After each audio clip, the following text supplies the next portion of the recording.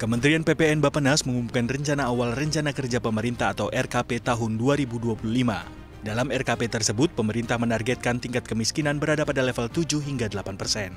Adapun tingkat kemiskinan untuk 2024 telah ditargetkan menjadi 7,5%. Sementara itu, berdasarkan Survei Sosial Ekonomi Nasional, tingkat kemiskinan di Indonesia pada Maret 2023 sebesar 9,36%.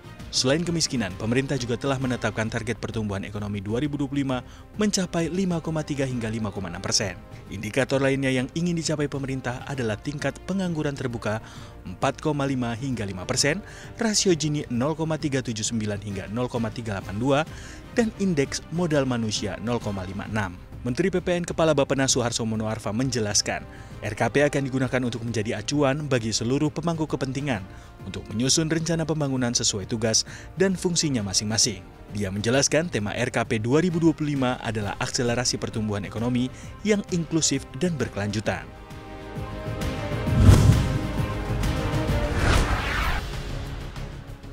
Di tengah ketidakpastian global, pemerintah memantau ketat indikator ekonomi tanah air untuk tetap stabil. Wakil Menteri Keuangan Suhasil Nazara menyebutkan, 4 kementerian dan lembaga saat ini sedang memantau pergerakan rupiah terhadap dolar Amerika Serikat yang bergerak di atas Rp16.000 per dolar. Terpantau, rupiah per 18 April 2024 ditutup di kisaran Rp16.100 per dolar. Rupiah menguat 0,28% dan penguatan ini mematahkan tren pelemahan yang terjadi selama 2 hari beruntun. Tak sekedar rupiah, Suhasil juga menyebutkan pemerintah juga memantau pergerakan harga minyak hingga tingkat suku bunga. Harga minyak mentah dunia terkerek imbas gejolak panasnya kawasan Timur Tengah pasca Iran meluncurkan rudal ke Israel pada Sabtu lalu. Meski situasi tersebut dapat mengganggu ekonomi tanah air, Suhasil menyebutkan ada peluang pertumbuhan ekonomi baru, seperti perbaikan krisis perubahan iklim melalui ekonomi hijau dan juga digitalisasi. Suhasil mengklaim, 2 sisi tersebut menjadi sumber pertumbuhan ekonomi baru bagi Indonesia.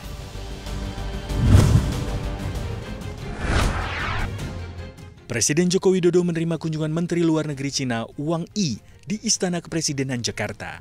Menlu Retno Marsudi mengungkapkan, dalam pertemuan tersebut, Presiden menyampaikan 3 pesan diantaranya kerjasama ekonomi yang menguntungkan kedua pihak.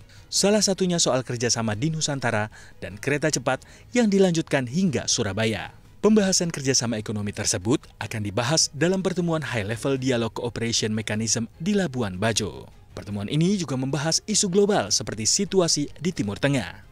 Retno mengatakan Indonesia dan Cina sama-sama memiliki pandangan yang sama mengenai gencatan senjata di Gaza, serta penyelesaian masalah Palestina secara adil melalui two-state solution.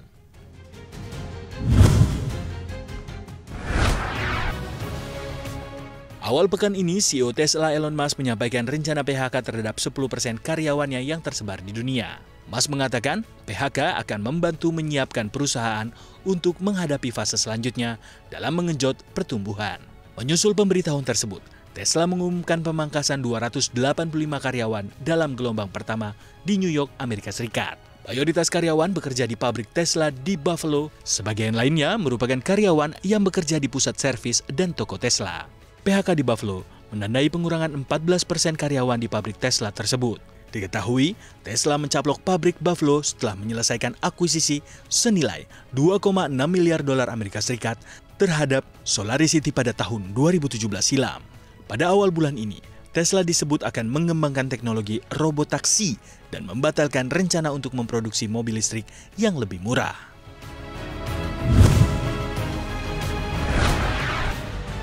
Morgan Stanley dan HSBC dikabarkan akan memangkas lusinan pekerja perbankan investasi di kawasan Asia Pasifik minggu ini. Hal ini dilakukan seiring kedua raksasa perbankan itu meningkatkan pemotongan beban.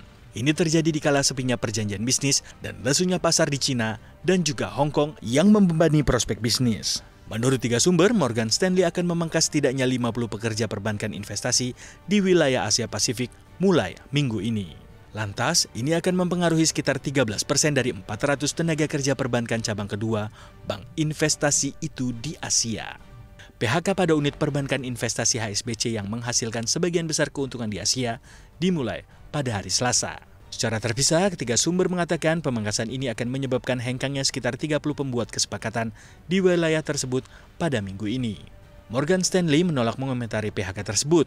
Sementara itu, juru bicara HSBC mengatakan bahwa bank asal Inggris tersebut terus berinvestasi dan mengembangkan bisnisnya mengalokasikan sumber daya manusia dan sumber daya pada peluang-peluang yang ada. Namun, bank tersebut menolak berkomentar mengenai rencana PHK.